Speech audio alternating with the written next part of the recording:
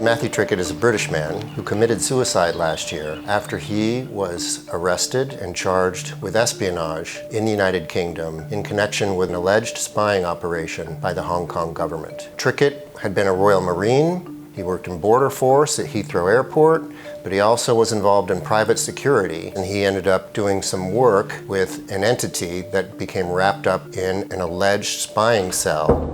Do you really want us to keep knocking on this door all night? We want to go home. The video that shows Trickett knocking on this door is really important to this story. He is there along with some of his associates, some former police officers who came to London from Hong Kong, and they are knocking on the door of a woman that they accuse of being a fugitive from Hong Kong, somebody they accuse of stealing money from a Hong Kong company and fleeing to the UK. They are trying to ambush this woman, and what they don't realize is that they are about to be ambushed themselves.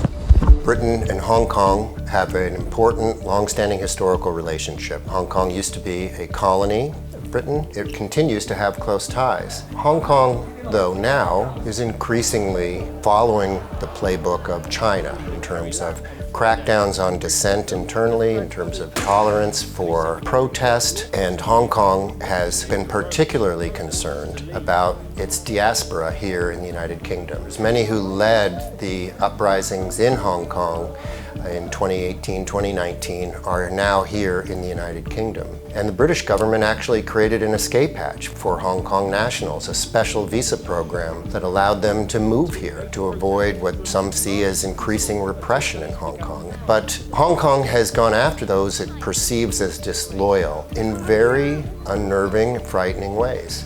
Hong Kong went so far as to issue bounties of hundreds of thousands of dollars on individuals it wants information on and it wants to regain custody of. This became a big, big worry for British security services, including MI5.